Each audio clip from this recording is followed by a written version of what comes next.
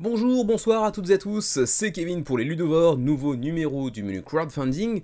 Et si celui de la semaine dernière avait été plutôt allégé, on va dire, il y avait quand même très peu de projets, cette semaine on a un peu plus de quantité. Il faut bien l'admettre, on n'a pas forcément de gros projets très attendus, mais on a quand même quelques projets assez sympas que l'on va découvrir tous ensemble aujourd'hui, comme d'habitude, avec les trois parties habituelles, enfin deux, puisqu'en réalité il n'y aura pas de dessert encore une fois, je vous l'ai dit, il n'y a pas de gros projets vraiment très attendus, mais il y aura quand même pas mal de plats principaux, donc ces projets un peu médians qui peuvent être relativement intéressants. Ça dépend un petit peu de vos goûts, on va dire.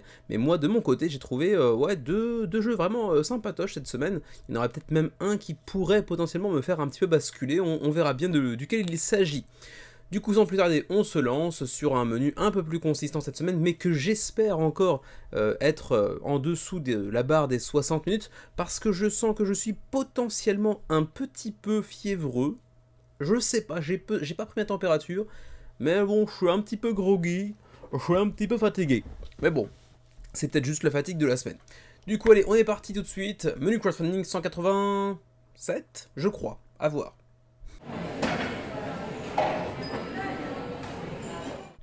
On entame tout de suite les entrées avec, bon, un fidèle du menu, hein, bien évidemment, Compass Games, cet éditeur que l'on voit environ une fois par mois, hein, voire même parfois deux fois par mois, soyons honnêtes.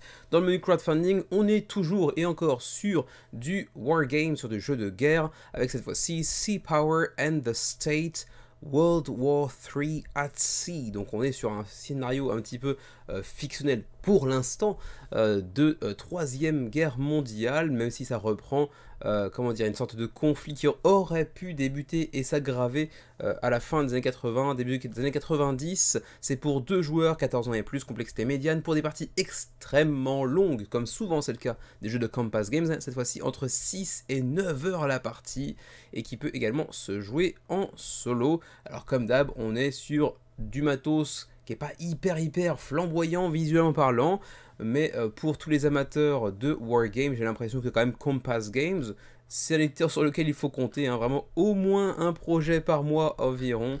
C'est le cas à nouveau avec Sea Power and the State qui vous coûtera 57$ tout de même, ce qui est un petit peu cher compte tenu du matos qui est quand même assez léger. 116 contributeurs, ceci dit, 10 000 € d'engrangés, c'est donc financé 9 jours avant la fin de la campagne. Avis aux amateurs de print and play et de roll and write, Rollgen Quest est peut-être pour vous un jeu qui nous vient de Pologne et plus précisément de l'éditeur Carrot Pen qu'on a couvert à plusieurs reprises dans le menu crowdfunding. Pour ce qui est des plus récents, on avait vu par exemple Escape from Labyrinth, qu'est-ce qu'on a vu encore, Catsville, Beyond the Horizon, bref c'est pas leur coup d'essai. Encore une fois, un petit jeu en print and play roll and write qui a su attirer 60 contributeurs pour l'instant. Le projet est donc financé, comme c'est souvent le cas avec les print and play, le seuil de financement est extrêmement bas. Il reste 9 jours éventuellement avant de se lancer. Un petit peu dommage qu'il n'y ait pas de français sur ce petit projet. Bon, en même temps, il n'y a pas de texte. Si une personne est en mesure de comprendre la langue de Shakespeare, ça suffira à expliquer le jeu au reste des joueurs autour de la table. On a une énorme grille. En gros, c'est un donjon dans lequel on va évoluer. On aura plusieurs personnages avec un tout petit poil d'asymétrie de ci de là. Et on va essayer de survivre dans le donjon et de faire le meilleur résultat possible. Bon, classique. On est plutôt sur un jeu qui présente une illustration, enfin des illustrations, une IA, de manière générale, pas une IA, puis une DA, pardon, une direction artistique, qui me semble être de l'IA. J'ai pas checké en détail. Apparemment non. Apparemment non. Donc pas d'IA, mais ça y ressemble un tout petit peu. Il y a peut-être eu des concept art qui ont utilisé de l'IA, mais ils ont tous été retravaillés ensuite à la main. Bon, il y a quand même eu un tout petit peu d'IA, quoi, en gros. 59 contributeurs 9 jours avant la fin de la campagne pour Rollgen Quest. Petit détour du côté de chez GameFound pour la seconde édition de 1906 San Francisco. 115 contributeurs, le projet est financé 11 jours avant la fin de la campagne. Malheureusement, pas de français durant cette campagne. Il s'agit donc de la nouvelle édition de 1906 qui nous vient de Looping Games, qui est un petit éditeur qui nous propose souvent des jeux en 1900 quelque chose, des jeux souvent avec un contexte historique assez fort. Le dernier sur GameFound c'était 1916, mais ils en ont fait plusieurs auparavant qui n'apparaissent juste pas sur GameFound. C'était peut-être sur Kickstarter. Bref, 1900 une date donnée, 80, 1906 par exemple, une thématique historique, et des gameplays qui sont apparemment plutôt bien évalués sur BGG. Un petit éditeur qui a su trouver son public, ça fait pas des gros scores, mais quand même, 115 backers ont voulu se jeter sur cette nouvelle édition de 1906. Alors 1906, ça correspond à un énorme tremblement de terre qui a eu lieu à San Francisco, et donc on va incarner des personnes qui vont chercher à reconstruire la ville, à rénover la ville après cette énorme crise qu'a connue la ville américaine. C'est pour 1 à 4 joueurs, pour des parties de 45 à 60 minutes. Ça aussi, ça va être relativement commun à tous les jeux de Looping Games, une durée de jeu assez limitée pour un jeu initié, on va dire, avec des mécanismes solides. Ça va être le cas encore une fois pour 1906, qui propose un système de rondelles. On a différentes actions qui nous sont proposées autour de la table, et on va pouvoir choisir en fonction de notre placement sur la rondelle les différentes actions qu'on va pouvoir entreprendre, telles que justement prendre de l'argent, choper du matos pour de la construction, obtenir des permis de construire, signer des objectifs, donc réussir à compléter des cartes d'objectifs pour scorer en fin de partie. Bref, tout un tas d'actions que l'on pourra entreprendre pour rebâtir un petit peu la ville. Le pledge de base est à du coup 21 €. Donc en espagnol ou en anglais, malheureusement pas de français. Sinon, vous pouvez aussi le coupler à 1975 White Christmas, qui est un autre jeu de l'éditeur, pour 45 $. Sinon, il y a des petits pledges groupés éventuellement pour ceux que ça pourrait intéresser. Et il y a plein d'autres jeux de l'éditeur qui sont présents aussi en add-on, comme 1902 Méliès, 1911 Admonsen vs Scott, 1920 Wall Street, etc. Et c'est tout un catalogue du XXe siècle avec toujours des jeux historiques. Et c'est un éditeur qui semble avoir plutôt bonne réputation, fait des campagnes plutôt confidentielles, mais malgré tout une belle réputation. Voilà donc pour 1906 San Francisco du côté de chez GameFound, près de 6 000 € d'engrangés, 115 backers pour l'instant. On revient sur Kickstarter pour le projet Stones and Rivers, deuxième édition lui aussi. C'est un petit jeu d'affrontement abstrait donc pour 2 joueurs, 14 ans et plus, pour des parties d'environ 30 minutes. Pour l'instant, 50 backers sur le projet, 25 jours avant la fin de la campagne. Jeu vraiment abstrait au possible, qui se base sur le jeu de dames, le jeu des échecs on va dire, des pièces de 2 couleurs, 1 par joueur, et pour chacune des pièces, 2 faces, une face de stone, donc une face de pierre, et une face avec un petit liseré bleu qui est la face de rivière. La face des pierres est pratique pour bloquer l'adversaire, pour le pousser légèrement et pour scorer, alors que la face avec la rivière sera plus efficace pour se mouvoir rapidement autour du plateau. Voilà, jeu extrêmement abstrait, mais si vous êtes amateur de ce genre de jeu là, il y a peut-être un jeu qui pourrait vous plaire derrière cette campagne pour Stones and Rivers. C'est le 3e projet de Blue Heron Entertainment, j'ai pas souvenir d'avoir vu leurs autres campagnes. C'est 30 $ pour Stones and Rivers apparemment. Et ma foi, c'est après tout ce que je peux vous dire concernant celui-ci. 50 contributeurs, le projet est déjà financé avec 25 jours restants avant la fin de la campagne. On enchaîne avec Exoterra, The Giant Mech Campaign You've Been Waiting For, un jeu en campagne avec des mechas géants qu'on attendait sans même le savoir. 500 contributeurs n'étaient pas au courant et le sont désormais, ils ont déjà backé le jeu, 100 000 € d'engrangés. Avec un tel résultat, en vrai, j'aurais pu le placer dans les plats principaux, mais ouais, semaine de flemme, je le confesse, et un petit peu de fièvre peut-être, donc je me permets des choses. Voilà, je me permets des choses que je pourrais pas assumer la semaine prochaine, mais aujourd'hui, je me le permets. 27 jours avant la fin de la campagne, le jeu est donc largement financé. C'est un très bon début de campagne pour un primo-éditeur qui s'appelle Wild Games, qui nous vient des États-Unis d'ailleurs. Et donc on est sur un jeu coopératif avec des gros mechas façon Evangelion, on va dire. C'est pour 1 à 4 joueurs, 14 ans et plus, 45 minutes par joueur autour de la table, attention. Et donc jeu coopératif avec un petit peu d'escarmouche comme vous pouvez le voir, avec des mechas qui vont être amenés à évoluer au cours de la partie, avec un peu de gestion de ressources également. On va pouvoir choper du matos pour agrémenter les différents mechas qui sont en notre possession. Le tout pour défourailler sur d'autres robots adverses bien sûr et reprendre en main notre avenir bien évidemment. Il y a un petit peu de figurines là-dedans, je déteste toujours autant le mélange figurines plastique et standees carton, c'est un truc qui ça me refroidit. Voilà. En même temps, quand on a un peu de fièvre, c'est pas plus mal. Je vais regarder la page de campagne pendant une petite demi-heure, on se retrouve après. Non, bon, je déconne, voilà, c'est un jeu qui me parle pas outre mesure. J'avoue que moi, les mechas, depuis tout jeune, c'est un truc qui m'attire vraiment pas outre mesure. Donc même à l'époque où il y a des chefs-d'œuvre d'animation comme Evangelion, etc., moi ça me parlait vraiment pas du tout. Vision des Scaflowns, ça, je sais pas si ça vous dit quelque chose. Je sais que c'était connu à l'époque, c'était très populaire, mais moi ça me parlait pas. Donc voilà, vous avez votre héros, vous pouvez le faire évoluer, vous allez pouvoir agrémenter votre mecha de différents types d'équipements pour le rendre encore plus puissant via un système d'optimisation de deck. Je ne sais pas exactement en quoi ça va le différencier d'autres jeux de campagne coopérative qui a un petit peu d'escarmouche, etc.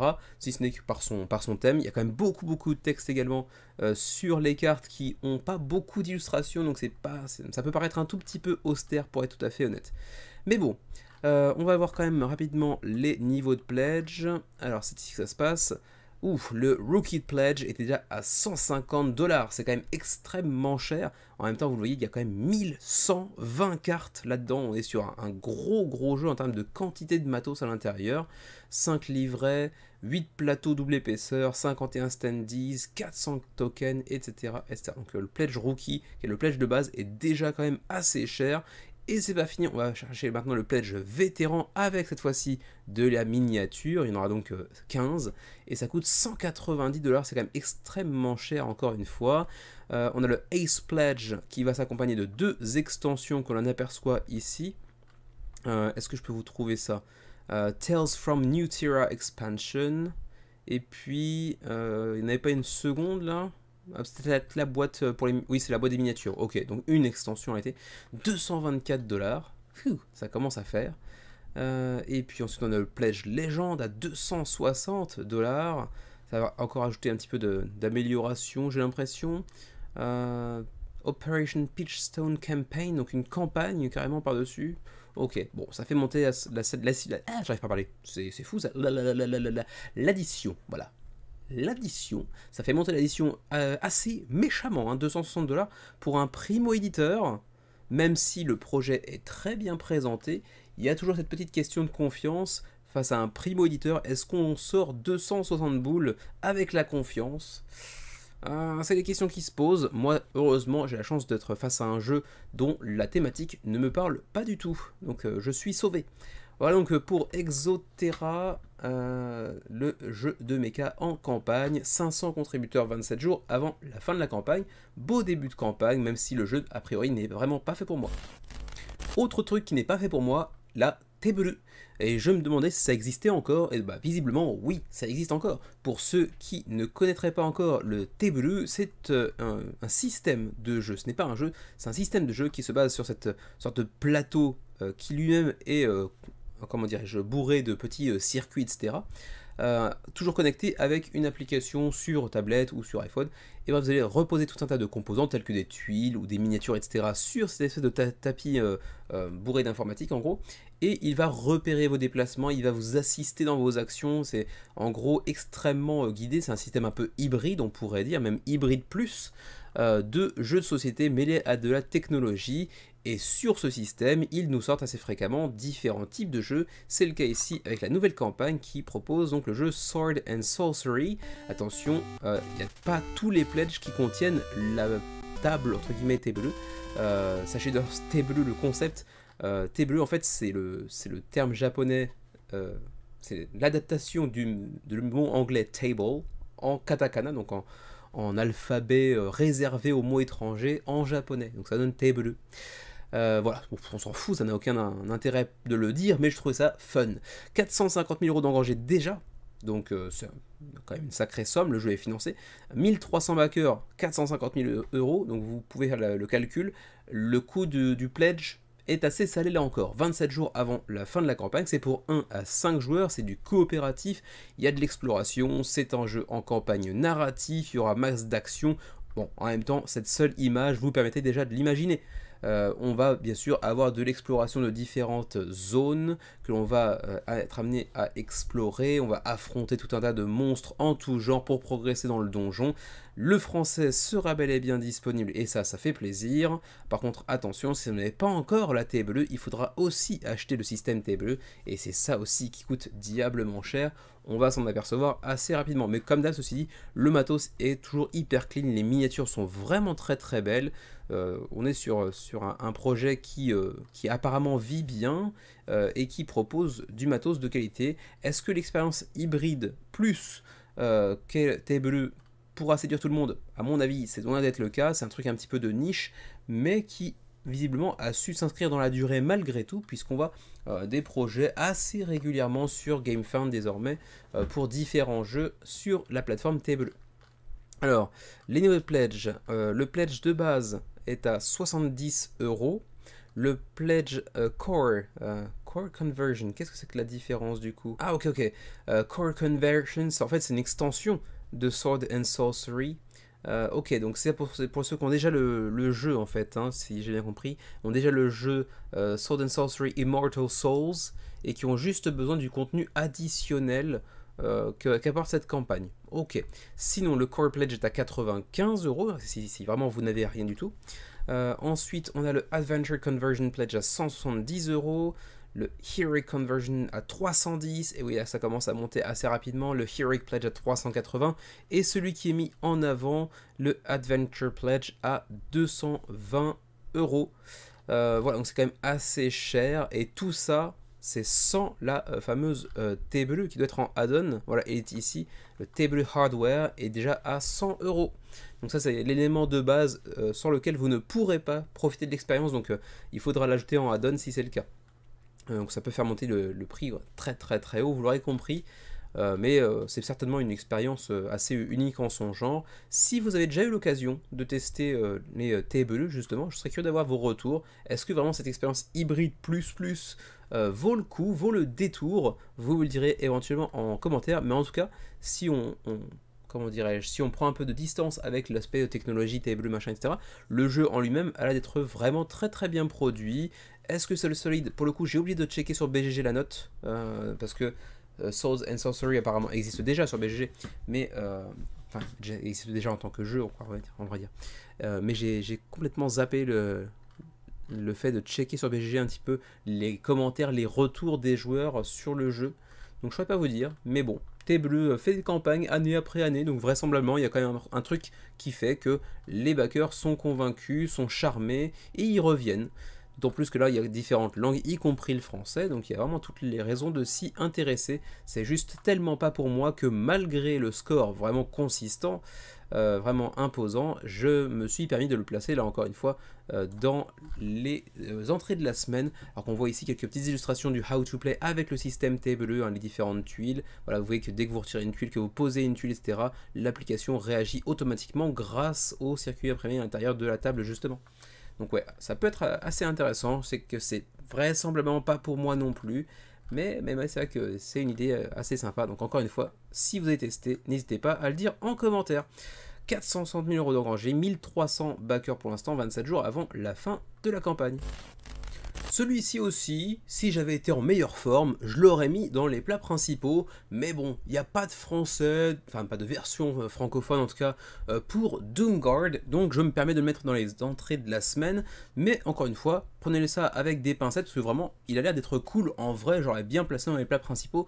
Doomguard, qui est un jeu qui est assez original thématiquement, j'ai encore jamais vu, mais peut-être que je ne suis pas suffisamment connaisseur, ce mélange entre les horreurs de Cthulhu, donc l'univers de Lovecraft, et les super-héros de l'autre côté. Donc là, on va incarner des super-héros qui vont tabasser du cultiste et du démon de Lovecraft en tout genre. Et ça, pour le coup, j'ai pas souvenir d'avoir vu ça jusqu'à présent, et c'est plutôt cool sur le papier, c'est plutôt original. C'est une manière intéressante de renouveler les deux genres en un seul, qui se rencontrent pas forcément très souvent. Donc ouais, assez intéressant pour le coup.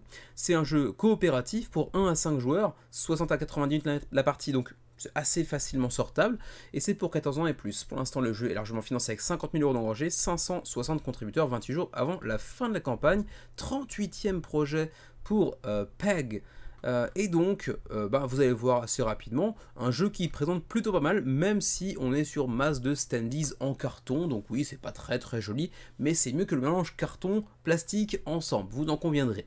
Donc on est sur un jeu qui propose énormément d'action, on est sur un jeu très très cinématique, on va dire, on est sur de l'améritrage, pardon, avec brassé de dés dans tous les sens. On va avoir donc la ville qu'on va chercher à protéger avec nos différents héros comme Warden, comme Hex, comme Blackguard, etc., etc. Ils seront tous un petit peu asymétriques, vous vous en doutez.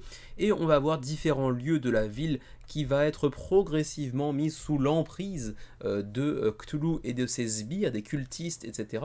Et donc tous les quartiers, on va avoir une petite tuile, la mairie par exemple, la bibliothèque, ce genre de choses-là. On va devoir les protéger. Si on ne les protège pas suffisamment, la tuile va être retournée, elle va être un peu, comment dirais-je, contaminée, elle va être sous l'emprise de Cthulhu, on va dire. Et donc les effets vont s'en faire ressentir.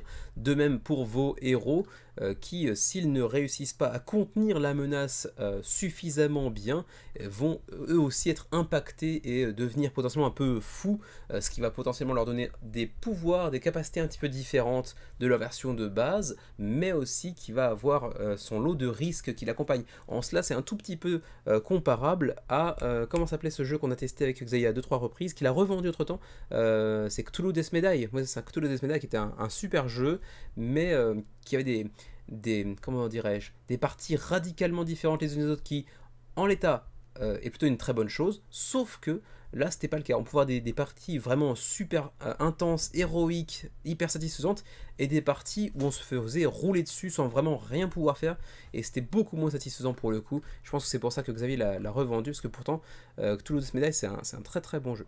Et bien sûr, il y a son lot d'extensions dans la campagne aussi, pour aller approfondir la rejouabilité, la variabilité de gameplay. Donc c'est pas inintéressant non plus sur le papier. Ouais, un jeu que j'aimerais bien tester un de ces jours, si l'occasion m'en est donnée. Sachant qu'il y a aussi un TTRPG, donc du RPG, jeu de rôle, tout ce qui est de plus classique, disponible dans la campagne également, en plus du jeu de société. Alors les pledges, justement, le jeu de rôle est à 30$. Si vous voulez le jeu de société, c'est à 60$. Si vous voulez les deux, donc jeu de rôle plus jeu de société, c'est 80.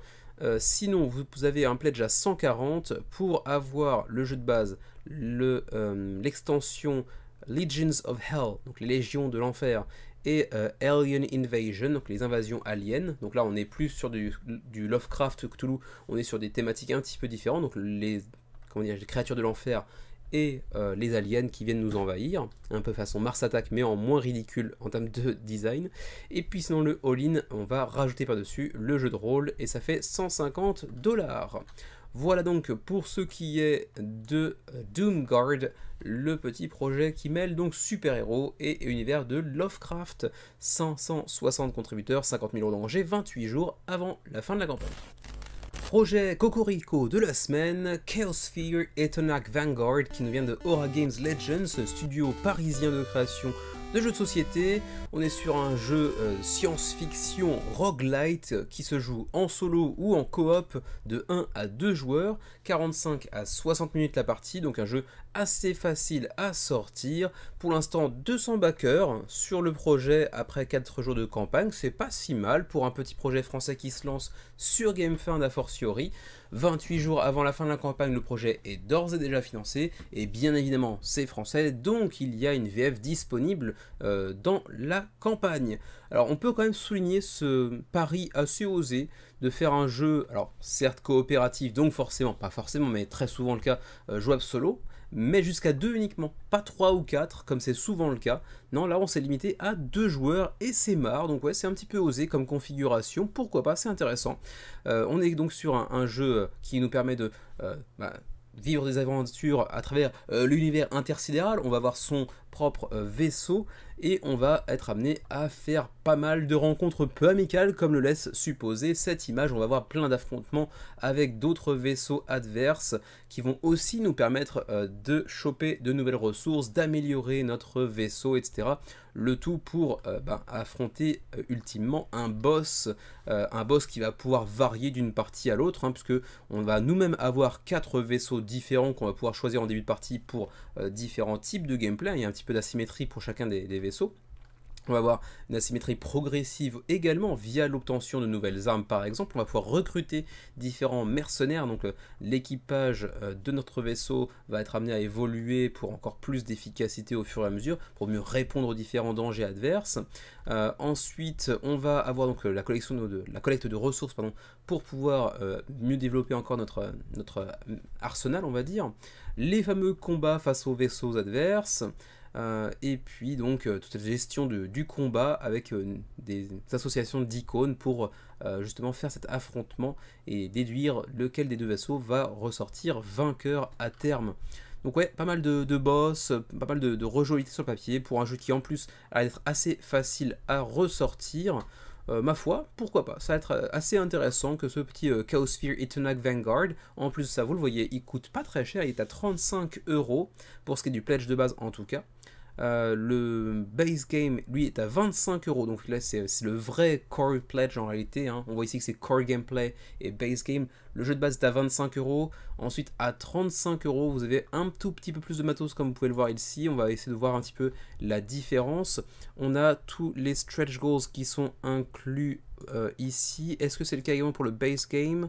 Non, donc en fait ça c'est le pledge à 35 qui inclut tous les stretch goals en plus du simple jeu de base qui lui est vraiment très abordable du coup, hein, 25 € seulement. À 50 €, on va aussi avoir quelques petits goodies, tel qu'un t-shirt à l'effigie du jeu, bon ça on s'en fout un petit peu. Chaosphere Bundle, ça va vous permettre de mettre la main sur un autre jeu de l'éditeur, qui n'en est donc pas à son coup d'essai, mais je ne connaissais pas le précédent jeu. C'est Chaosphere Black Hole, dans le même univers apparemment. 81 pour avoir les deux, non c'est même pas les deux, c'est Premium Pledge. Qu'est-ce que c'est la différence du coup là? J'ai pas suffisamment checké ça. Il y a des art prints, ok. Token Pocket, ouais, il y a un petit peu de deluxification, ok. Le tout pour 80 avec le t-shirt aussi. Sinon, Aura Games Legends Bundle, 85 € pour mettre de la main sur 3 jeux. Smashers, et c'est quoi le sous-titre du jeu? Coach Battler, ok, donc 3 jeux de Aura Games à 85.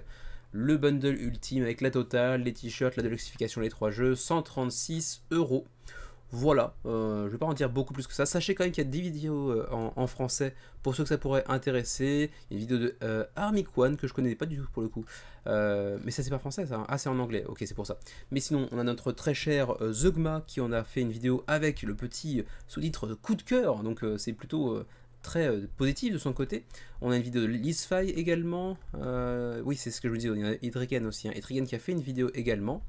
Bon bah du coup c'est plutôt une belle couverture médiatique pour toute la francophonie, donc il y a moyen de se pencher, de s'intéresser encore plus sur le sujet de Etenac Vanguard qui semble relativement prometteur pour les amateurs de solo ou de petits jeux coop assez faciles à sortir, même si, encore une fois je le répète, jusqu'à 2 joueurs maximum.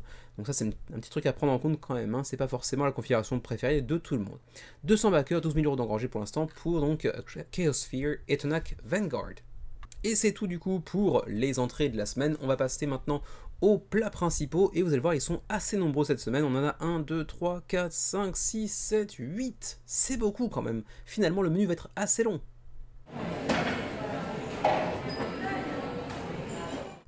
Premier place principal de la semaine, il s'agit de Goats and Goblins, un petit jeu extrêmement simple à prendre en main, extrêmement court, extrêmement nerveux. 443 contributeurs 13 jours avant la fin de la campagne, le projet est déjà financé à 14 000 € d'engrangés. C'est un score moins conséquent que d'autres jeux que j'ai mentionnés tout à l'heure. Alors pourquoi je le mets dans la catégorie des plats principaux et non dans les entrées? Bah simplement parce que j'aime bien ce qu'il propose.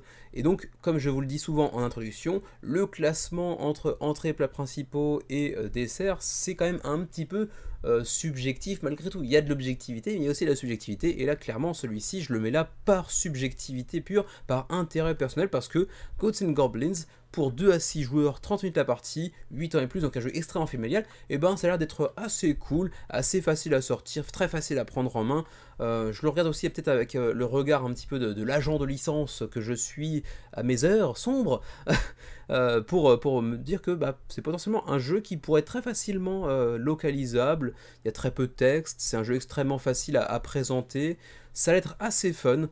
On va incarner donc des gobelins avec nos chèvres qui sont parties dans une grotte. On va donc partir à leur poursuite pour les récupérer, mais on s'aperçoit qu'il y a masse de tunas dans la grotte en question, et donc on est sur un jeu de push your luck, puisque à chaque tour on va décider de la profondeur de l'exploration que l'on va faire dans cette grotte. Tous ceux autour de la table qui votent pour ou contre d'ailleurs aussi l'exploration vont pouvoir se partager le trésor s'ils ont voté pour, ou non s'ils ont décidé de voter contre par exemple, et au fur et à mesure on va engranger de plus en plus de cartes qui sont tout autant de trésors ou de petites actions instantanées qui nous permettent de mieux ajuster le cours de l'aventure, voler des trucs à nos adversaires, etc. Donc bref, un jeu très nerveux, très cocasse, très charmant, qui se joue très rapidement, qui se prend en main très rapidement. Ouais, je trouve qu'il a pas mal de charme pour lui. Il y a un petit peu de texte, c'est le seul petit truc qui est un petit peu gênant quand on parle pas forcément la langue de Shakespeare dans ce jeu. Mais ceci étant dit, c'est un jeu que je trouve assez charmant. Et en plus, vous le voyez, il est très peu cher, très peu onéreux. 20$ le pledge de base pour donc Gods and Goblins. Et puis on a une version limitée un petit peu déluxifiée à 38$, avec donc 6 petites pièces de métal pour voter donc pour ou contre l'exploration. Les pièces, enfin pas les pièces, les cartes qui ont l'aspect de gold foil, ce petit effet chromatique, ce petit revêtement un petit peu doré sur les parties jaunes, sur justement les liserés dorés, les pièces que l'on voit sur les cartes, donc assez joli. Le tout dans une boîte en cuir magnétique pour mieux transporter le jeu. Voilà, petit effet un petit peu métallique sur les cartes qui est assez joli, assez réussi. On aurait pu apprécier aussi que ce soit le cas sur les pièces, sur la couronne en cas pour cette carte là. Parce que c'est aussi des éléments dorés de la carte, donc ça c'est un tout petit peu dommage, mais bon. Pour ceux qui ne connaîtraient pas éventuellement BA Games, c'est également l'éditeur qui était derrière Forges of Ravenshire ou encore Cult of the Deep. Donc ils n'en sont pas à leur coup d'essai, mais ils font souvent des jeux relativement intéressants, mine de rien. Donc c'est un petit éditeur sur lequel il faut garder un œil malgré tout. Rapidement, on va aller checker le shipping. 17-18$ pour le Canada. Pour l'Union Européenne, France-Belgique, c'est 10-11$ plus 2 par copie additionnelle si vous voulez faire des pledges groupés. Pour nos amis suisses, c'est 13-14 plus 2 potentiellement. Et puis pour nous qui sommes au Japon, donc ça va être Asia 2, je pense, 17-18 plus 2. Alors je le mets ici parce que encore une fois je le trouve charmant, un jeu très facile à sortir, très familial, très bonne ambiance. Mais est-ce que j'irai le baquer pour autant? Non, je pense pas, mais quand même il a vraiment un petit charme. Je serais pas étonné qu'à terme on le retrouve en boutique en France également dans quelques années, peut-être, à voir. 443 contributeurs, 13 jours avant la fin de la campagne. La fameuse campagne du mois de Gabe Barrett sur GameFound. Chaque mois, on présente bien sûr le Solo Game of the Month. Et cette fois-ci, c'est Dice Commandos, qui n'est pas l'œuvre de Gabe Barrett. Il s'attache souvent les services d'autres créateurs pour ce projet mensuel. Cette fois-ci, c'est un jeu de... Comment s'appelle ce mec déjà? C'était écrit quelque part, mais je l'ai perdu. Bon, c'est le jeu de quelqu'un, voilà, c'est le jeu de quelqu'un, sachez-le. 993 backers pour l'instant, 30 000$ d'engranger pour l'instant, donc c'est largement financé, 14 jours avant la fin de la campagne. Problème, c'est qu'il n'y a toujours pas de VF pour la collection de Gabe Barrett. C'est en pur solo cette fois-ci, c'est pas toujours le cas, c'est souvent du pur solo, mais parfois c'est jouable en coopération également. C'est pour des parties d'environ 30 minutes, masse 2D comme souvent de toute façon avec les jeux de Gabe Barrett, ou en tout cas de cet éditeur là. En même temps là c'est dans le titre, hein, Dice Commandos, on vous prend pas par derrière non plus, sachez-le. Et donc c'est un petit jeu qui va mélanger un petit peu du puzzle game, de la brassée de dés et de l'action en tout genre, mais de l'action façon Rambo on va dire, parce qu'on a différents personnages, l'expert des explosifs par exemple, et donc il y a un tout petit peu d'asymétrie dans les actions qu'ils peuvent accomplir en fonction des dés que vous aurez lancés et de leurs résultats. Vous pourrez attribuer des actions aux différents experts que vous pourrez utiliser et déployer pour essayer de mener à bien votre mission, quoi. C'est pas extrêmement original thématiquement parlant, mais en revanche, ça présente plutôt pas mal, la DA est plutôt réussie, j'ai envie de dire. Il y a quelques éléments plus, comment dirais-je, pas horrifiques, mais disons un petit peu surnaturels. Là, on a le Jungle Ghost, par exemple, ça fait un petit peu penser à Predator, par exemple. On a aussi un T-Rex. Donc voilà, c'est assez sympa sur le papier. Ça paye pas de mine, mais c'est généralement très abordable aussi en termes de prix. Les jeux de Gabe Barrett, ce sera encore le cas de toute façon pour Dice Commandos, vous le verrez par la suite. Donc oui, ma foi, pourquoi pas, encore une fois, au fur et à mesure que les Game of the Month de Gabe Barrett s'accumulent, on voit de plus en plus de redites, j'ai l'impression un petit peu. Alors ça veut pas dire qu'ils n'ont pas forcément chacun leur petite identité, là je vois quand même des choses sur ce projet que j'avais pas forcément vu sur d'autres jeux de Gabe Barrett, mais c'est vrai que les campagnes ont toujours un petit peu la même tronche, c'est les petits jeux solo, très abordables, donc peu onéreux, etc. Donc, ça fait un petit peu redite malgré tout. En même temps, bon, c'est le Soul Game of the Month, donc maintenant il doit s'en tenir à ça et continuer sa gamme chaque mois, chaque mois, chaque mois. Bon, c'est comme ça. Sachez également que si vous l'aviez raté lors de la première impression, hein, le Okinawa The Last Battle of World War II est encore disponible en seconde impression durant cette campagne à 25$. D'ailleurs 25$, c'est également le prix de Dice Commandos, comme c'est le prix de la quasi-totalité des jeux de la gamme de Solo Game of the Month de Gabe Barrett. 25$ donc pour Dice Commandos. Sinon, si vous voulez le prendre en print and play, c'est possible aussi à 5$. Voilà, pour le shipping, encore une fois, même chose, c'est toujours très abordable pour l'entièreté du globe pour les jeux de Gabe Barrett, puisque c'est 5$ pour l'Asie, 6 pour le Canada, 6 pour l'Union Européenne, et c'est tout, donc ça va vite. Et donc l'auteur c'était Cole Munro Chitty pour le coup. Voilà donc pour ce qui est de ce nouveau projet de Gabe Barrett, Dice Commandos, près de 1000 contributeurs sur GameFound, 30 000€ d'engrangés 14 jours avant la fin de la campagne. On revient sur Kickstarter pour la campagne anglaise de Campania. Alors pourquoi English Edition? Parce que Level 99 Games, qui est un éditeur qui propose souvent des jeux très originaux, a un partenariat avec un éditeur japonais d'Osaka d'ailleurs, hein, de là où Xavier et moi-même habitons. C'est l'éditeur qui s'appelle Asobition. Et généralement, Asobition s'occupe de versions japonaises des jeux de Level 99 Games qui leur renvoient l'ascenseur en proposant des versions anglaises de jeux qui viennent de Asobition. Qu'est-ce qu'on avait vu par exemple par le passé dans ce genre-là? Est-ce qu'ils avaient déjà fait ça dans ce sens-là d'ailleurs? Je suis pas sûr. Ouais, c'est peut-être bien le premier, mais il me semble qu'il y en avait un autre. J'ai peu souvenir, mais bref. Alors, en fait, ils ont un partenariat qui marche bien de ce point de vue-là. Et donc, Campania, il est sorti l'année dernière ou en début de cette année au Japon. Et du coup, maintenant, il arrive sur Kickstarter pour la version anglaise portée donc par Level 99 Games. 827 contributeurs pour l'instant, 50 000€ d'engrangés sont financés 20 jours avant la fin de la campagne. 30e projet de Level 99 Games sur Kickstarter. C'est un jeu donc de Yogu Akase, donc l'auteur japonais, qui s'occupe également de l'illustration. Donc ouais, très très joli, la DA est magnifique. Bon, ça fait un petit peu manga, certes, mais bon, les dessins sont quand même très très beaux, c'est très, très fin, très détaillé. Donc ouais, ça présente plutôt très très bien, même si les personnages font très très manga et que ça séduira pas forcément tout le monde. On est sur un jeu un petit peu steampunk, mais qui a vraiment de l'allure. C'est un jeu de engine building et de placement d'ouvriers pour 1 à 6 joueurs qui se joue en moins de 60 minutes. Et du coup, ça en fait un jeu potentiellement assez facile à sortir. Donc ouais, c'est une catégorie de jeux que j'apprécie pas mal depuis toujours, certes, mais a fortiori depuis 1 ou 2 ans. Parce qu'ils sont beaucoup plus faciles à sortir que bien d'autres jeux experts qu'on a tendance à préférer, Xavier et moi-même, mais à sortir beaucoup moins souvent. Donc finalement, cet entre-deux, des jeux un petit peu, disons, initiés, mais qui vont pas jusqu'à experts, qui dégueulent de matos dans tous les sens, ben, c'est un truc que maintenant j'apprécie de plus en plus au fur et à mesure que le temps passe, parce que vraiment, c'est beaucoup plus facile à sortir, et c'est pas forcément moins enthousiasmant, on va dire. Ça peut être moins enrichissant sur une seule et même partie, mais tout bien pesé, moi j'aime bien cette catégorie. C'est aussi pour ça que j'aime beaucoup d'ailleurs Jisogi, que vous voyez peut-être derrière moi là, ici, parce que c'est un jeu de placement d'ouvriers, de gestion de ressources assez tendu, avec de la bonne frustration. Ah, il me reste enfin je voudrais encore avoir un tour pour aller vraiment au bout des choses, mais bien tendu et pour autant très accessible, en environ 1 heure de partie si vous jouez à 2. Donc ouais, c'est vraiment une catégorie que j'affectionne de plus en plus à mesure que le temps passe.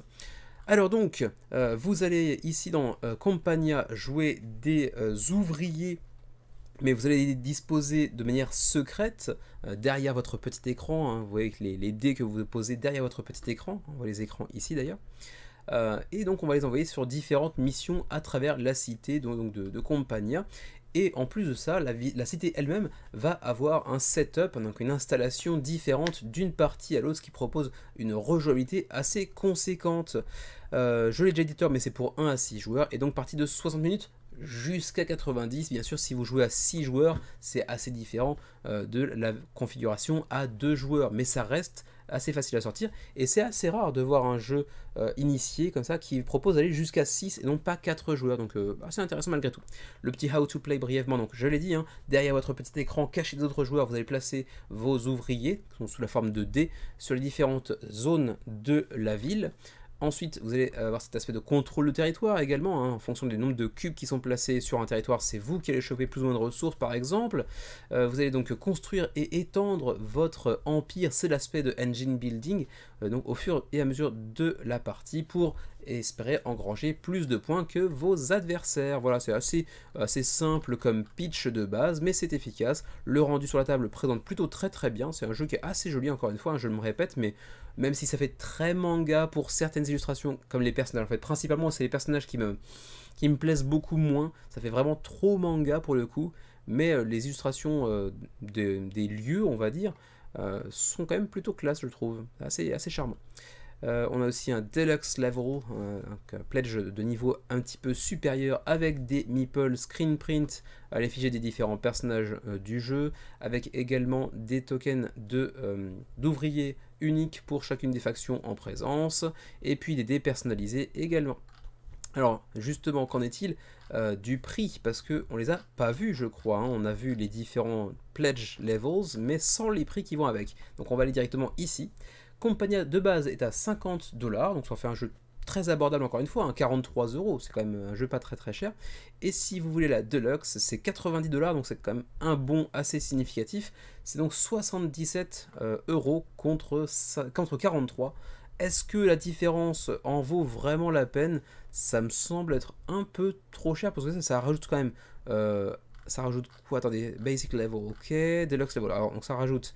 des meeple screen print, ok, bon, des tokens, des dés personnalisés, ça me semble pas valoir 30 $ de différence pour être tout à fait honnête, hein. Donc si je devais y aller, j'irais sur le pledge de base, je crois, parce que vraiment je trouve pas que la différence de prix soit justifiée au niveau de la différence de contenu, mais bon, vous me direz éventuellement ce que vous en pensez. Ensuite, pour le shipping, Canada 15, 18, 18, mais attention, c'est en dollars canadiens, donc c'est vraiment très abordable pour le coup. Union Européenne 10, 13. Et puis pour nous qui sommes au Japon, alors donc du coup on se ferait livrer un jeu japonais au Japon en version anglaise par un éditeur qui n'est pas japonais. Bon, c'est assez tordu comme truc, mais bon. 19 ou 24 $ pour nous qui sommes donc au Japon. À moins que ce soit Far Asia, parce qu'il y a Asia et Far Asia. Comment c'est décomposé? Je sais pas, j'imagine qu'on est en plus quand même dans Asia, mais à voir. Je pense que c'est le cas même. Mais bon, ça vous concerne a priori pas de toute façon, donc c'est pas très grave. 827 contributeurs, 50 000 € d'engrangés pour l'instant, 20 jours avant la fin de la campagne pour Campania.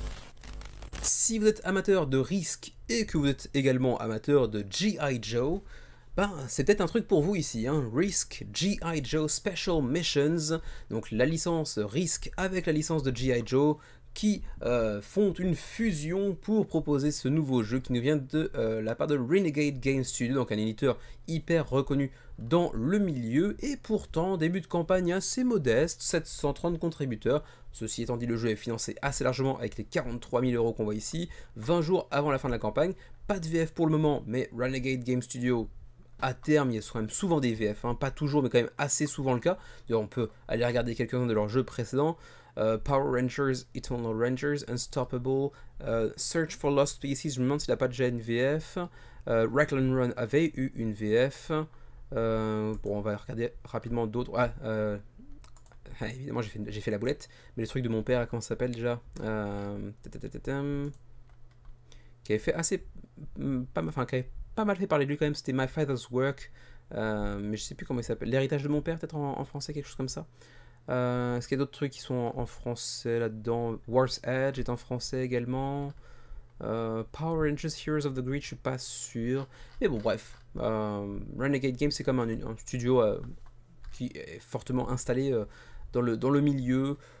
Peut-être qu'à terme, il y a une VF qui se profile, mais je sais pas si... Alors, Risk, c'est très connu en France aussi, bien sûr, mais je sais pas si G.I. Joe, c'est si populaire que ça en France. C'est quand même un truc assez américain, américano-centré, on va dire, et je sais pas si c'est aussi populaire que ça. Je connaissais le nom quand j'étais petit, mais est-ce que c'était quelque chose de vraiment populaire? Je sais pas.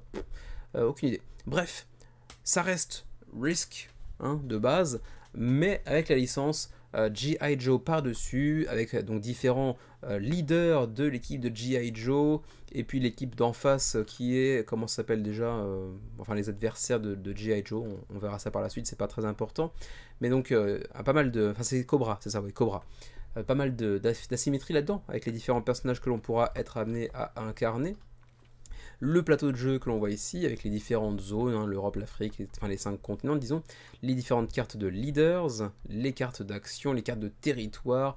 Bon, ça reste du risque, hein. On va juste accoler là-dessus une licence et y trouver pas mal de petites actions thématiques pour justifier l'apport de la licence par-dessus.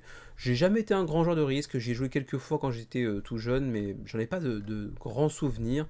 Bon, j'estime que c'est un jeu relativement connu, donc j'ai pas trop besoin de rentrer dans les détails du gameplay. Sinon, pour ceux que ça intéresse, vous avez ici le How to Play. Le truc, c'est que le How to Play, il est coming soon, donc pour l'instant, il n'est pas encore présent en vidéo.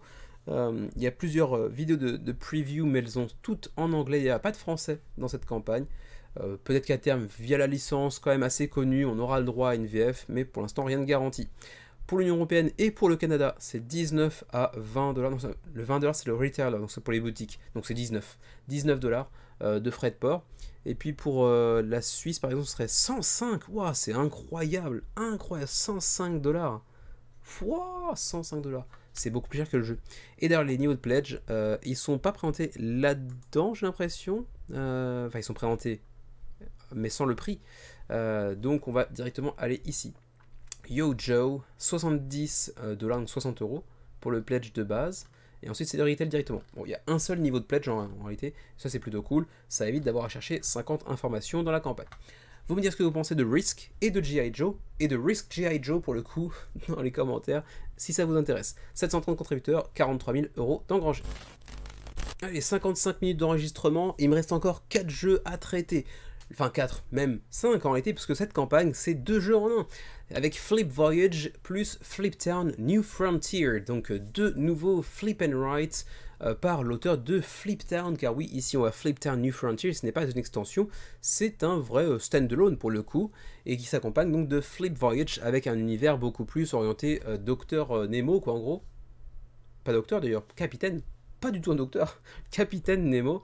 Donc là, Capitaine Nemo, et puis donc Flip Town, on repart donc dans le Far West à la fin du 19e siècle aux États-Unis. Pour l'instant, le projet se porte bien avec 1324 contributeurs, 25 jours avant la fin de la campagne, 57 000 € d'engrangés. Flip Town avait eu droit à une VF, je crois que c'était Boom Boom Games, si mes souvenirs sont bons. Pour l'instant, il n'y a pas encore de VF annoncé pour Flip Town ou Flip Voyage, mais c'est en cours de négociation. C'est le second projet de Steven Aramini sur Kickstarter. Le premier, c'était Flip Town, justement. Par curiosité, on va aller voir le résultat à l'époque. C'était en 2022. Ça remonte quand même pas mal, mine de rien. En 2022, ça fait quand même 3 ans. Et donc, Flip Town avait fait 3000 contributeurs. Beau résultat. En même temps, c'était un primo-éditeur, certes, mais Steven Aramini, c'était un créateur de jeux assez connu et reconnu, qui avait quand même pas mal de jeux derrière lui. Je sais pas si on peut voir ça dans son profil. Flip Town's Prolopolis, ça c'est les micro-jeux de chez Matago. Circle the Wagons également. Les autres, ça me dit un petit peu moins quelque chose pour le coup. Mais ouais, c'est un mec qui est quand même assez connu dans le milieu, mine de rien. Et du coup, quand il s'était lancé en solo pour Flip Town, bon, il y a quand même pas mal de gens derrière lui.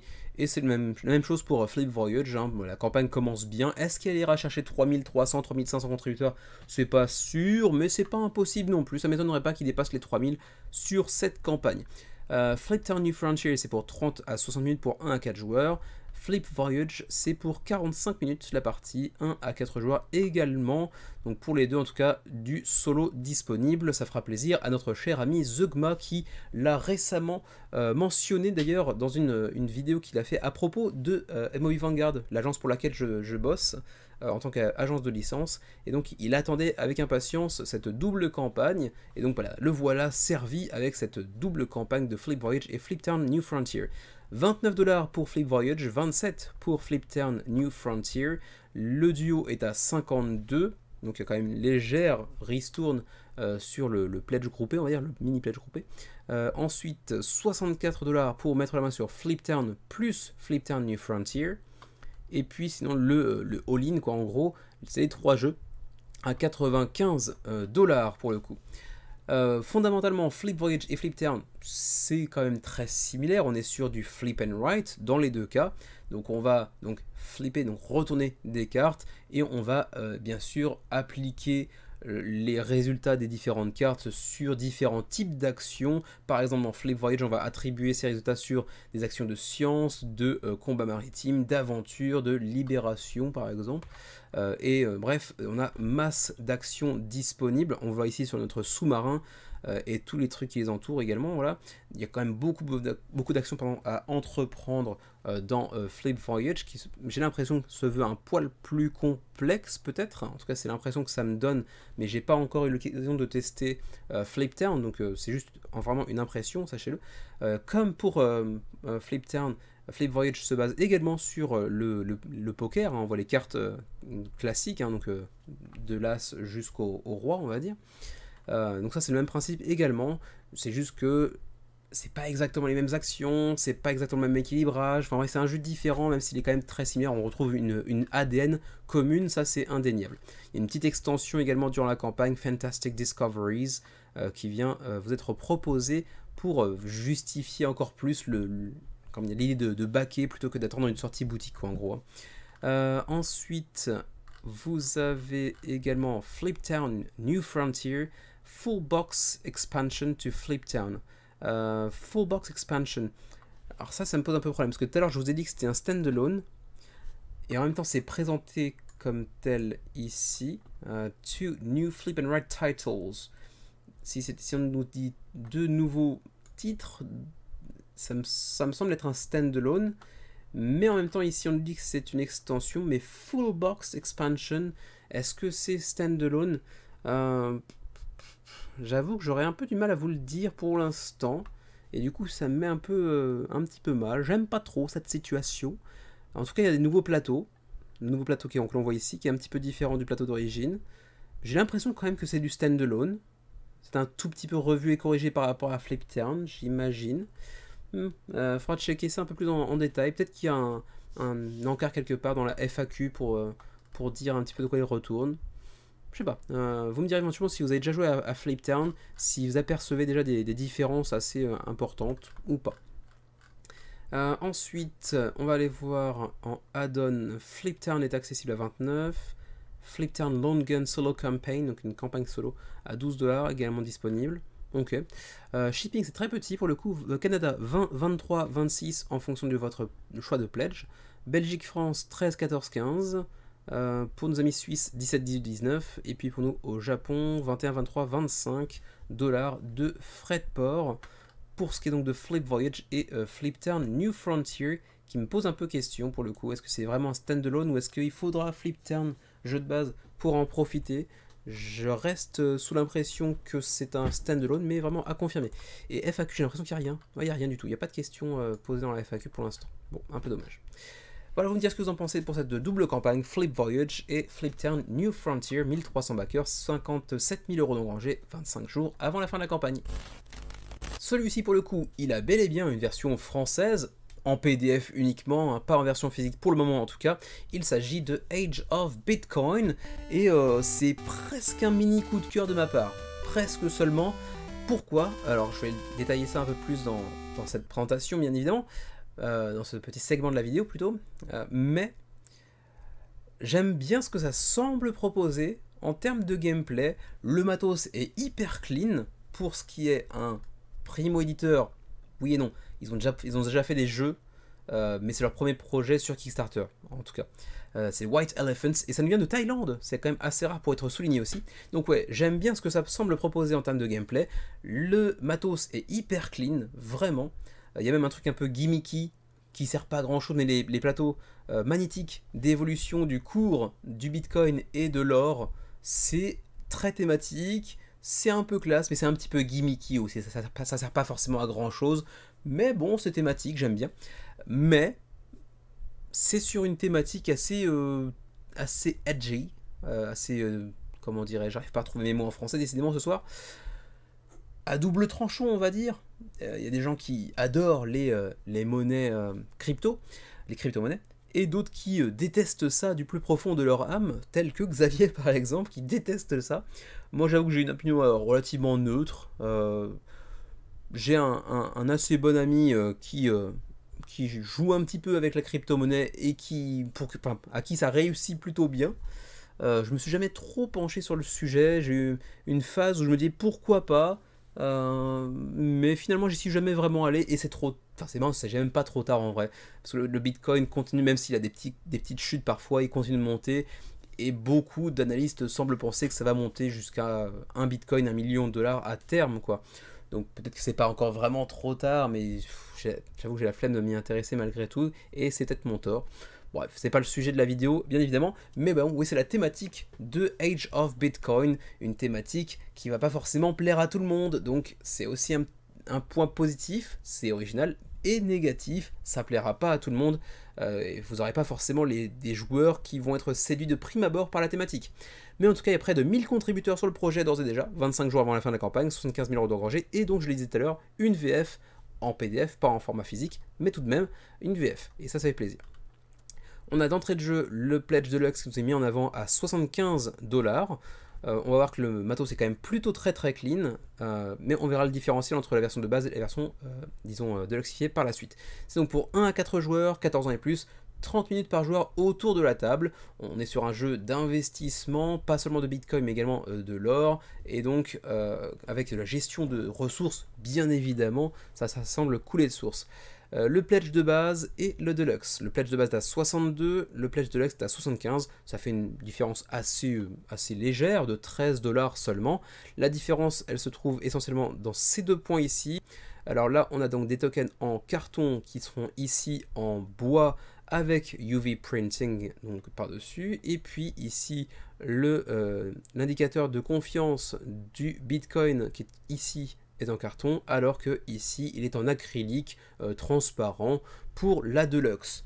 En réalité, c'est plutôt ce premier point qui est intéressant, où les ressources en carton, comme les petites pièces que l'on voit ici, deviennent du bois un peu plus clean, on va dire, que la version de base, mais du coup ça justifie aussi cette différence assez légère de prix. Alors, ensuite continuons, ça on s'en fout un petit peu. Ah d'ailleurs oui, c'est vrai que ça c'était valable... il y a un Early Bird 72 heures que j'ai raté, donc même s'il me plaisait bien, peut-être que j'ai raté un petit peu le coup du Early Bird. Bon, c'est pas très important, au pire je sais même pas si je le backerai, mais j'aurais pu backer, puis ensuite retirer mon back éventuellement si j'étais pas suffisamment conquis, mais ne serait-ce que pour avoir le Early Bird, un mécanisme que décidément j'apprécie pas outre mesure. Alors le petit overview, la petite mise en bouche, qu'est-ce que c'est? En quoi ça consiste que ce petit Age of Bitcoin? C'est un jeu d'économie dynamique, avec les différents cours qui vont évoluer, dans lequel les joueurs vont avoir ce rôle d'investisseurs, ayant différents backgrounds qui peuvent aussi apporter un petit peu d'asymétrie. On aura des investisseurs neutres et des investisseurs asymétriques, à nous de choisir au début de la partie lequel on veut utiliser.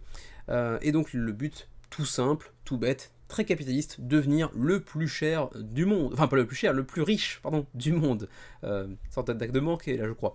Bref, quoi qu'il en soit, on va pouvoir investir sur du Bitcoin, mais également sur le dollar, petit rototo, excusez-moi, sur de l'or, et puis on va pouvoir investir également sur des cartes spéciales d'investissement, des entreprises, ce genre de choses-là. Il va y avoir aussi un système de confiance en nos investissements justement. On va essayer d'éviter le fameux panic sell, donc la vente sur coup de panique. On voit que les cours commencent à diminuer, on vend avant que ça ne diminue encore plus. Potentiellement ça peut créer une opportunité d'acheter quand le prix aura baissé avant qu'il ne remonte et qu'on puisse regagner de l'argent. Il y aura aussi le système d'inflation, le tout avec énormément d'interactions et les joueurs qui vont vraiment avoir un impact en temps réel sur les cours du Bitcoin et de l'or.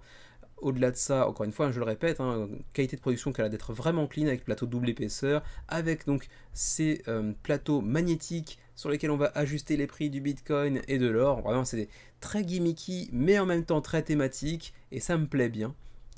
Ensuite, donc on l'a dit, hein, acheter, vendre des cartes d'investissement, qui peut être des entreprises, des bâtiments, ce genre de choses-là, qui vont aussi nous permettre de construire un système de moteur, engine, de moteur avec différents combos à aller imaginer. On va pouvoir apprendre, on va pouvoir débloquer des compétences sur notre plateau individuel, on va être comment dirais-je, à l'affût de toute potentielle bulle économique qui viendrait à exploser et qui serait des opportunités d'achat par derrière. Donc ouais, je sais que c'est une thématique qui va pas plaire à Xavier par exemple, hein, typiquement, mais moi je trouve le jeu vraiment bien produit, assez clean. Ça va être un jeu initié mais pas expert, donc encore une fois on en revient à la catégorie que je mentionnais dans le segment précédent, cette catégorie que j'ai mentionnée sur Compagnia je crois, de jeux initiés qui vont pas toucher jusqu'à l'expert, mais qui sont plus faciles à sortir, mais qui ont quand même pas mal de viande, qui nous proposent des expériences assez enrichissantes malgré tout, pardon. Donc ouais, j'aime bien le projet. J'aime bien le projet, encore une fois, un très bien produit, avec de la symétrie ou pas, à nous de choisir. Ouais, non, franchement, il y a pas mal de choses pour lui, je trouve, ce jeu-là, ce petit Age of Bitcoin. Donc ouais, je serais pas loin de le classer en coup de cœur de la semaine. Je sais pas si je le mettrai en coup de cœur de la semaine, mais si je l'ai pas mis en coup de cœur de la semaine, sachez que c'est pas très loin en tout cas. J'y réfléchirai d'ici au montage. Mais ouais, moi ça me plaît pas mal. Il y a que le truc du thème qui va en repousser certains, qui même moi en m'attire pas outre mesure, mais moi je trouve ça original, et quand c'est vraiment original, généralement ça a tendance à m'attirer un petit peu quand même. Le Deluxe, la différence elle est ici, hein, je vous l'ai dit, l'acrylique à la place du carton, et pareil, le carton remplacé par du bois pour les bitcoins et pour l'or également. Pareil pour les billets de banque qui sont en bois et non pas en carton, les petits trucs en acrylique plutôt qu'en carton, voilà, bref. C'est des petits éléments de deluxification, et pour 13$, je trouve que la différence est plutôt sympatoche pour le coup. Le livret de règles en français n'est pas encore disponible. Vous le voyez ici, hein, comme pour beaucoup d'autres langues en réalité, c'est coming soon, c'est pas encore disponible, mais ce sera le cas avant la fin de la campagne, vraisemblablement. Ensuite, quelques petites vidéos de ci de là pour le présenter en anglais, mais malheureusement rien en français pour le moment. Ensuite, on va pouvoir passer au shipping, c'est ici que ça se passe. Shipping pour l'Union Européenne, en moyenne, ça va être entre 25, 32... ça c'est pour un pledge, et après il y a des mini pledges groupés en duo ou en groupe, à vous de voir lequel vous intéresse, mais si vous êtes un backer simple, individuel, ça va être entre 25 et 32$ si vous êtes en Union Européenne, sauf l'Allemagne, c'est un peu moins cher.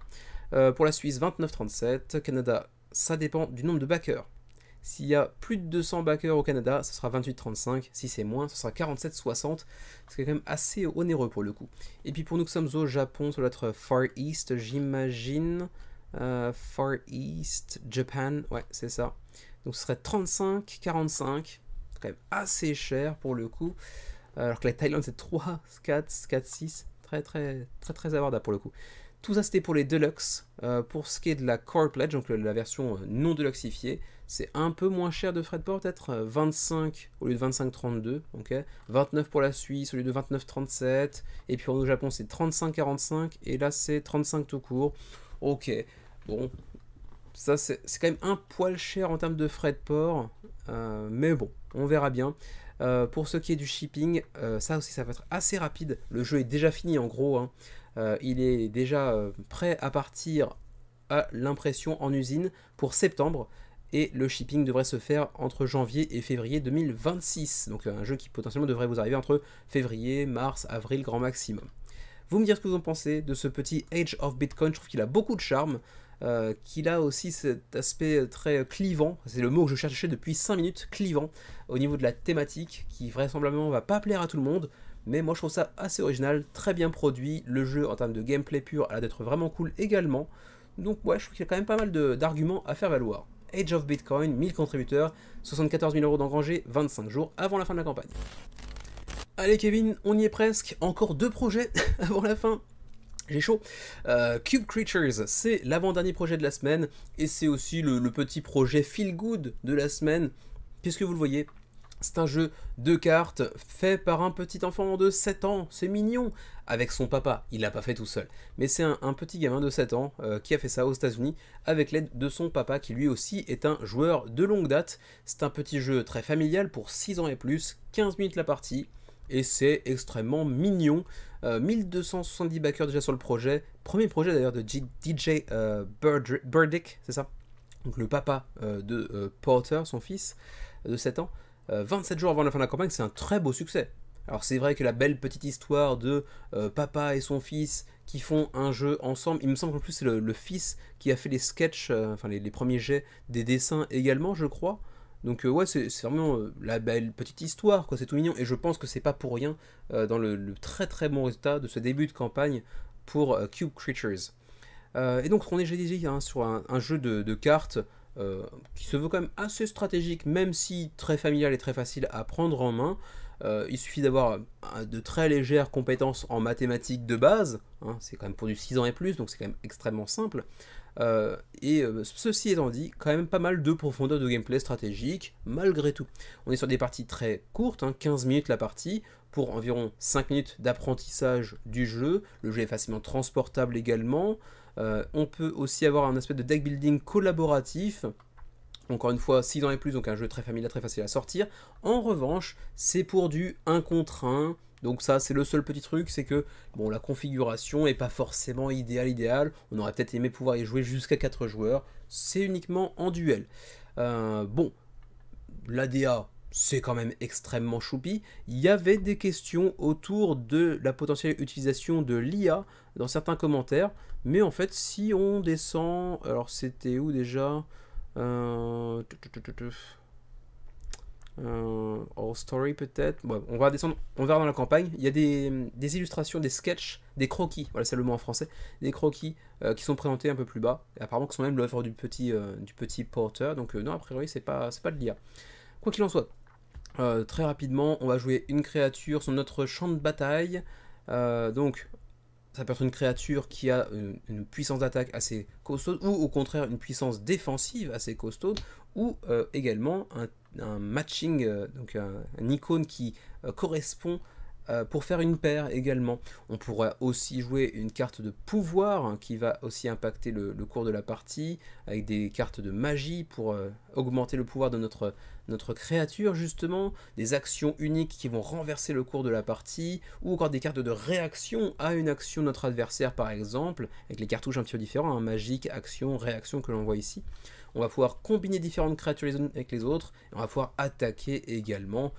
Action très très simple, mathématiques de base, un jeu vraiment très accessible, très mignon. Alors avec cette petite touche amateur, hein, le liseré extérieur des cartes fait vraiment amateur pour le coup, mais globalement c'est un jeu qui présente bien, qui est tout mignon, qui est très facile à prendre en main. Reste que c'est du 1 contre 1, ça c'est un tout petit peu moins bien je trouve. Il n'y a pas de VF pour le moment, mais vu le beau succès de la campagne, on n'est pas à l'abri qu'il soit contacté par un éditeur pour en faire une VF. Alors on le voit ici justement, je l'ai parlé tout à l'heure, hein, le Game Art, qui n'est donc pas de l'IA, c'est Porter lui-même à 7 ans qui a fait les croquis des créatures avant qu'elles ne soient retravaillées par 5 différents artistes professionnels pour le coup, mais à la base ce sont les idées de Porter. Ça c'est plutôt vraiment très mignon, hein. C'est la belle histoire je trouve de cette campagne. On en vient au prix des pledges, le starter set est à 30$. Ensuite, on a un starter set plus boosters qui fait monter le prix à 39$. On a donc 3 petits packs de boosters avec des cartes supplémentaires. Le family pack est à 49$. C'est 2 starter sets plus 3 booster packs. Club pack 99$. Là, c'est 5 starter sets plus 3 booster packs. Voilà, vous voyez que c'est un jeu qui s'apparente quasiment à du jeu de cartes à collectionner, hein, puisqu'on va voir même le Core Collector avec 2 starter set packs plus, c'est combien 24 booster packs, donc j'imagine que ça s'apparente un petit peu à un TCG ou à minima à un LCG. Alors voici Porter et son papa, les créateurs du jeu. Voilà, je vais pas aller beaucoup plus loin que ça pour ce qui est de la présentation du jeu, on va juste passer rapidement sur le shipping. 9 à 14$ pour le Canada. L'Union Européenne, ce sera 12 à 17, et puis pour nous, au Japon, 15 à 40, c'est pas très parlant, il faudrait une fourchette un peu plus précise quand même, en fonction des zones, parce que ça va quand même du simple au triple, quasiment. Voilà, c'est à peu près tout ce que je peux vous dire concernant donc Cube Creatures, le petit projet feel good familial mignon de la semaine, avec un très beau démarrage, 1270 contributeurs, 27 jours avant la fin de la campagne. Tout à l'heure, je vous parlais d'un projet, même de deux projets je crois, qui figuraient dans les entrées de la semaine et qui sur une semaine normale auraient pu en réalité figurer dans les plats principaux de la semaine. Bah là, on arrive sur l'exemple inverse avec Abyss Echo, The Forbidden Rites, qui figure dans les plats principaux de la semaine parce que gros résultat, gros matos, mais qui devrait figurer dans les entrées de la semaine parce que c'est pas à proprement parler un jeu de société, en tout cas pas dans l'acceptation board game que l'on en a habituellement. On est plus sur un jeu de rôle, on va dire, avec Abyss Echo, mais dans un univers qui parlera à beaucoup de monde, l'univers Lovecraftien, Cthulhu, etc. Mais avec un matos à tomber par terre, vraiment très très beau, superbe DA. Et c'est quand même suffisamment intéressant pour le traiter un peu plus en détail, donc dans les plats principaux de la semaine malgré tout. Près de 1500 backers sur le projet, 213 000 euros d'engrangés, 33 jours avant la fin de cette longue campagne. Ça nous vient de Teen Universe, premier projet pour le coup. Donc est-ce qu'il y a quelqu'un vraiment d'un peu connu derrière? Je ne sais pas exactement, vous me direz si vous connaissez éventuellement. Moi ça me dit rien, mais il y a quand même pas mal de monde derrière qui vient aider, y compris Synergy Marketing qui est un petit peu connu. Mais ouais, beau résultat pour un primo-éditeur. Déjà 1500 backers, faut dire que, encore une fois, j'ai dit tout à l'heure, mais le matos est quand même pas mal à tomber par terre. Alors donc, on est en 1925, dans l'université de Miskatonic, on repart dans le lore de Cthulhu à fond balle. Vous n'étiez pas censé vous souvenir le feu, le nom, la lettre. Ils vous ont dit que rien n'était arrivé, mais c'était bien arrivé malgré tout, quoi, en gros. Et maintenant, vous êtes la personne qui en entend parler. Vous n'êtes pas en train de jouer, le jeu vous observe et chaque décision que vous allez faire est un point à partir duquel la réalité, votre réalité, va progressivement partir en vrille. Traduction un petit peu libre là pour la fin, j'en avais marre. Bref, présentation sur table. Waouh, déjà, ça présente bien. Beau matos, très belle boîte. Moi j'aime beaucoup la boîte de Abyss Echo. La DA de manière générale est quand même assez classe. Le matos est vraiment clean également.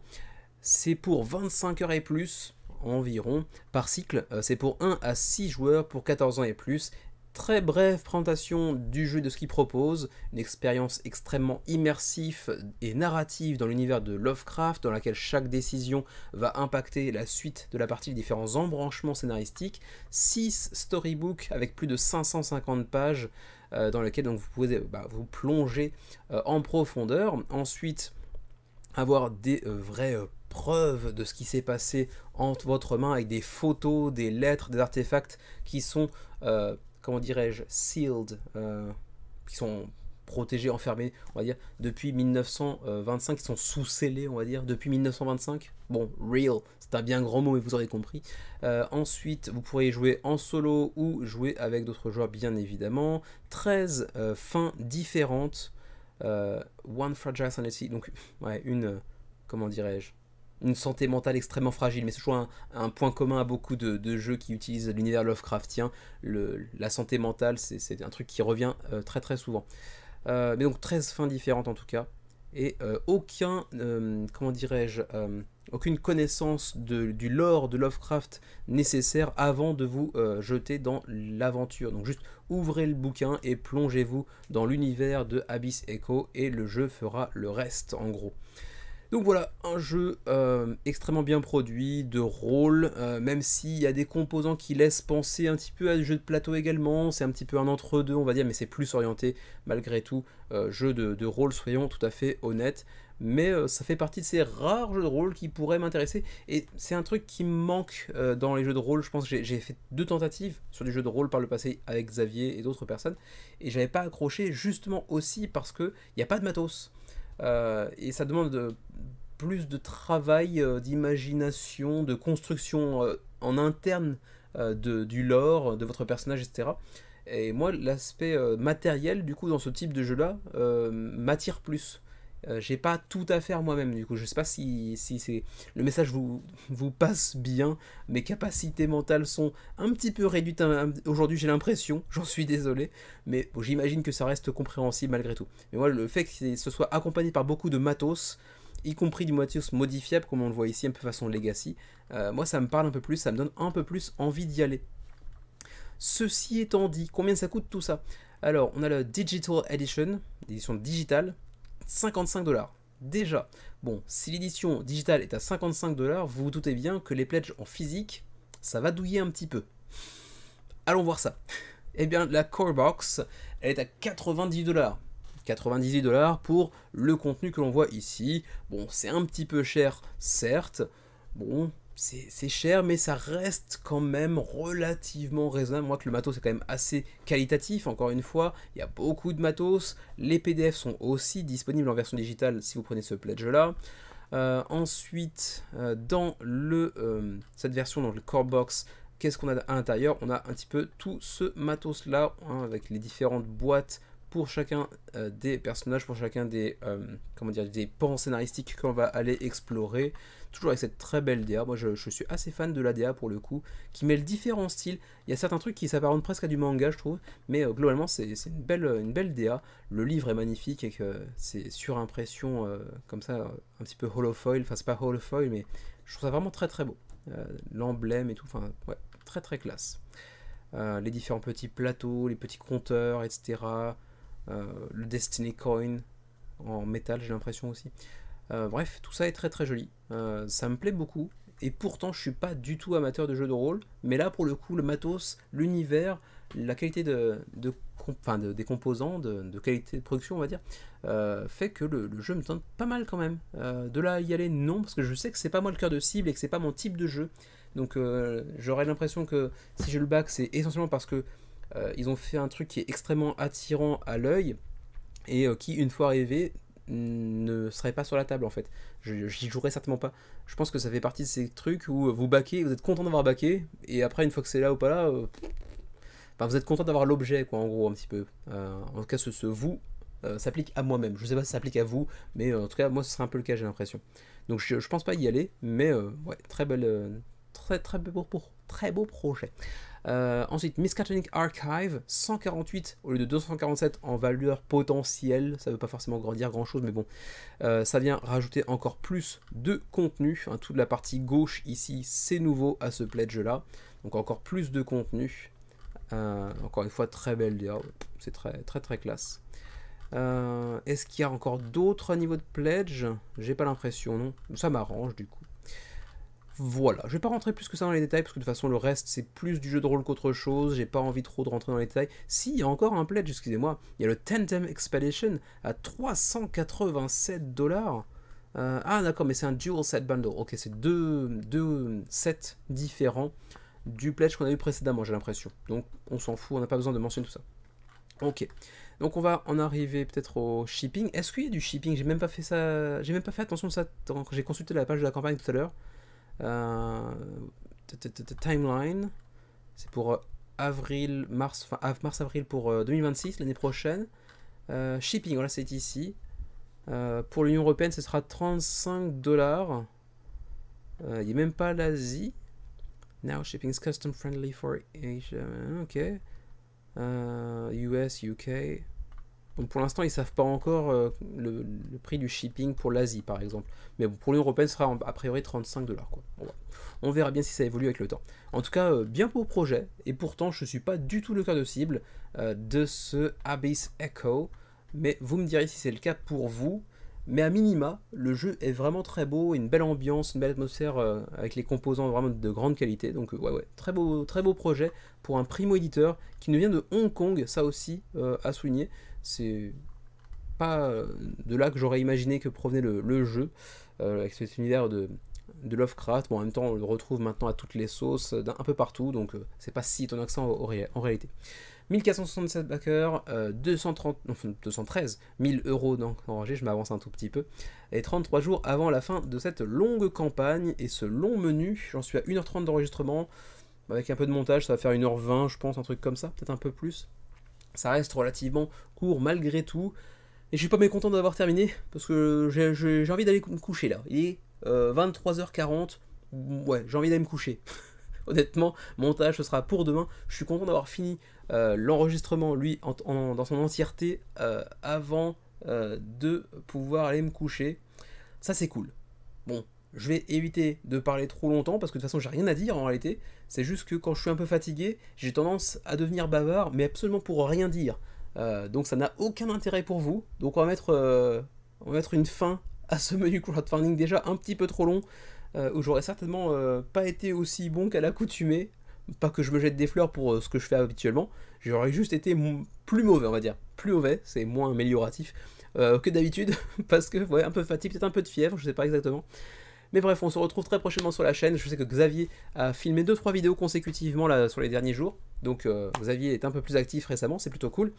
Et dans le pire des cas, on se retrouve la semaine prochaine pour un nouveau menu crowdfunding. D'ici là, portez-vous bien, jouez bien, prenez soin de vous et de vos proches, et à la prochaine.